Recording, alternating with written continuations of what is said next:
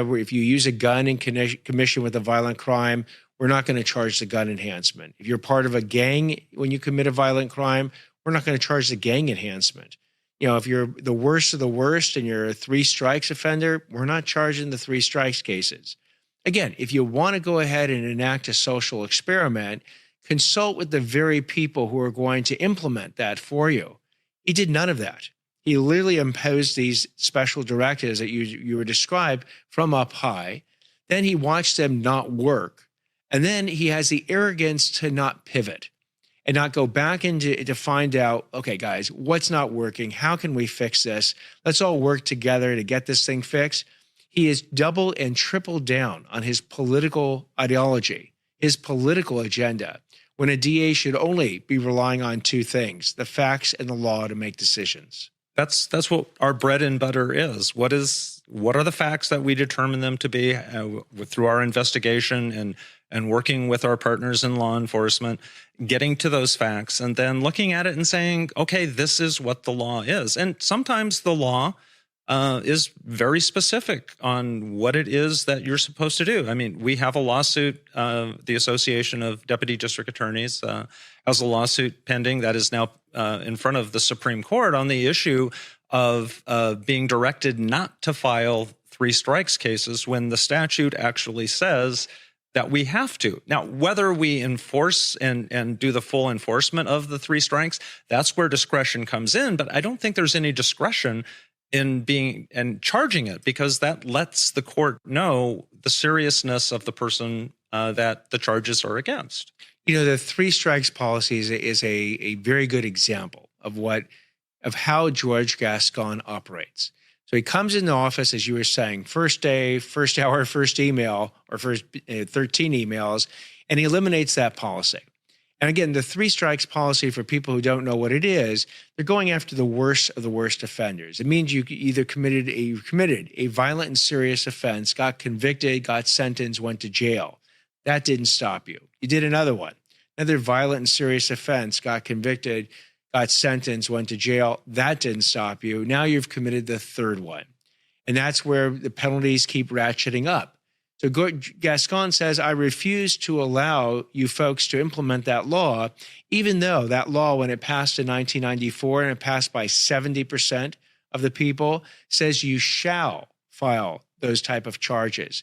So your association actually hired myself and my law firm to go into, I was part of it. Oh, wow. I didn't realize that. That was me. We went into court and we did something that had never been done before. We asked a judge to go ahead and preliminarily enjoin a DA's policy, because the DA's employees, those deputy district attorneys, said it was illegal. And sure enough, the judge agreed. The judge said, Gascon is trying to implement it in an illegal policy, and I'm going to stop him from doing it. And he kept going. He went to the California Court of Appeals, and he said, we need to now overturn the judge's ruling. And the California Court of Appeals basically slapped his argument in the face and said, George Gascon, you are not a sovereign with unreviewable discretion.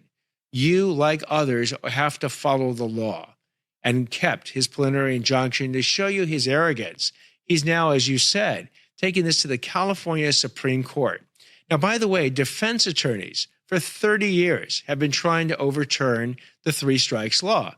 That's their job. They represent the worst of the worst offenders, and they would just assume have this law thrown off the books by the courts. They have failed. Now we have a prosecutor that is trying to throw out the 3 strikes law. This is it's not almost, it's unheard of. And hopefully the California Supreme Court will have the opportunity to once again slap Gascon and say you cannot violate the law to enforce it.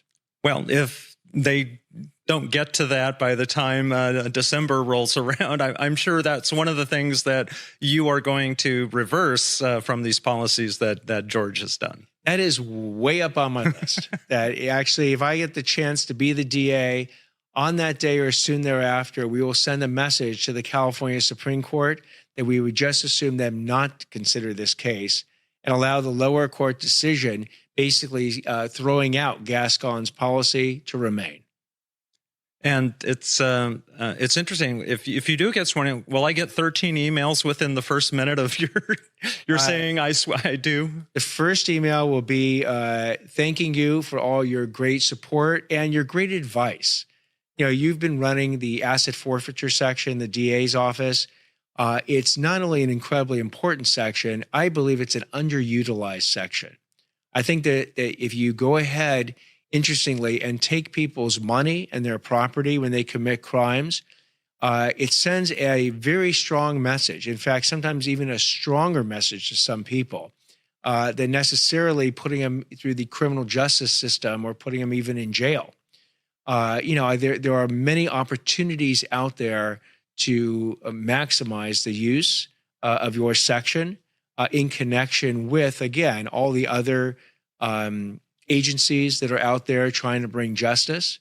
And I'd be a pleasure and a real great experience to work with you to figure out where the opportunities lie. And it's interesting because if you look at some of the statutes, there was one that I had no idea about, but we've had an epidemic of street takeovers, and Los Angeles County actually has its own ordinance that allows for the forfeiture of the vehicles of individuals involved in those types of activities, although we've never really figured out a way to utilize it. I don't think there's anything set up within the court yet, and we'd have to set up the whole system. But I actually got a call from somebody in my office, one of the DAs, who was concerned about this and knew about that statute and wanted to know how to do it. So it's definitely an area, especially my section, that could expand. But I've been contracting when I took over on March 31st, 2020, which was right smack dab in the middle of the pandemic.